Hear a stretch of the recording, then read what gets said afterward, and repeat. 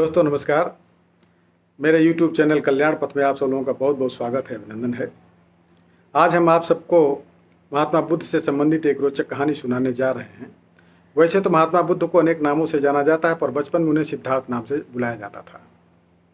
सिद्धार्थ का मतलब होता है जो अपने सभी लक्ष्य और इच्छाओं को सफलतापूर्वक पूरा कर चुका हो। यह नाम उनके पिता राजा सुद्धोधन ने बड़े ही सोच विचार के बाद रखा था। जब गौतम बुद्ध ने राजा सुद्धोधन के घर जन्म लिया तो सभी ज्योतिषियों और विद्वानों ने भविष्यवाणी कर डाली कि यह कोई साधारण बालक नहीं होगा, यह दुनिया को एक नया मार्ग दिखलाएगा, अन्यथा यह बालक बड़ा होकर एक महान सन्यासी होगा।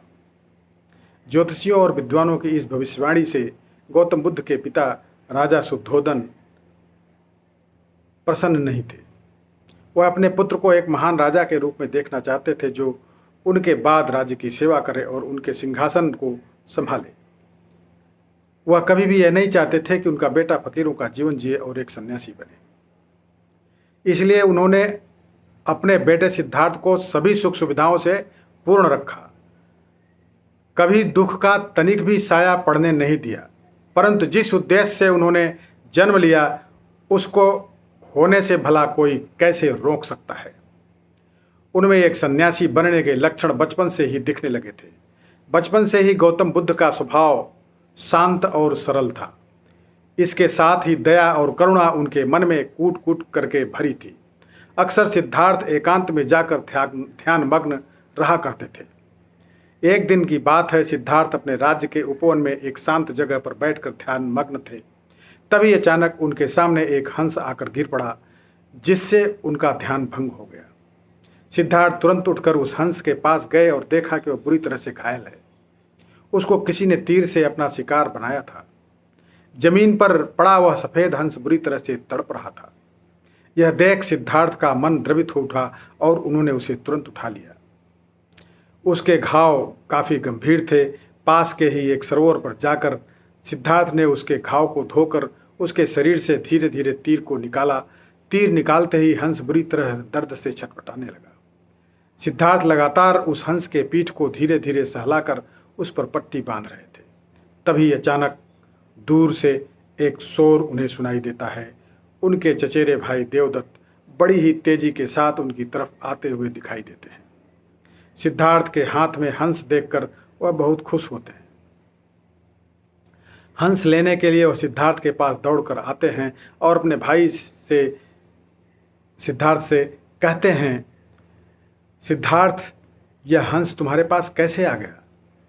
मैं इसे कब से इधर उधर ढूंढ रहा था। लाओ, यह मुझे दे दो, यह मेरा शिकार है। सिद्धार्थ घायल हंस को देने से इनकार कर देते हैं और कहते हैं, क्षमा करना देवदत्त, मैं इस हंस को तुम्हें नहीं दे सकता। यह तो कब का दम तोड़ चुका होता अगर मैं समय पर इसका इलाज नहीं करता। देवदत्त बोले, यह मेरा शिकार है, दम तोड़ भी देता तो तुम्हें क्या? मैंने इसे इसलिए ही तो मारा है और अब तुम मेरा शिकार हड़पना चाहते हो। लाओ, जल्दी से इसे मुझे दे दो। अब हंस को लेकर दोनों भाइयों में वाद विवाद होने लगा। देवव्रत ने संपूर्ण प्रयास किया पर सिद्धार्थ ने हंस उन्हें नहीं सौंपा। बात अब बढ़ चुकी थी। तभी दोनों ने मिलकर यह फैसला किया कि इस बात का निर्णय महाराजा सुद्धोधन के पास जाकर ही होगा और दोनों भाई राज दरबार में पहुंच गए। दोनों ने अपने अपने पक्ष को विस्तार पूर्वक राजा के समक्ष रखा। दोनों की बातों को सुनने के बाद अब निर्णय की घड़ी आ चुकी थी।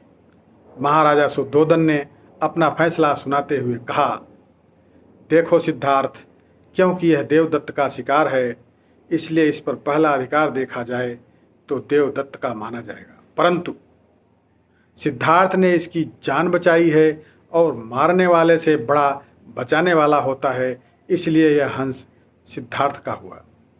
महाराज सुद्धोधन का निर्णय सुनकर सिद्धार्थ की आंखों में चमक आ गई। उन्होंने महाराज के इस निर्णय के लिए उन्हें धन्यवाद दिया और हंस के शरीर पर धीरे से अपना हाथ रखकर सहलाते हुए चल दिए। कुछ दिनों बाद हंस के ठीक हो जाने के बाद उन्होंने उसे वापस आज़ाद कर दिया। दोस्तों, इस कहानी को सुनने के लिए आप सबको बहुत बहुत धन्यवाद। उम्मीद है आपको यह कहानी पसंद आई होगी।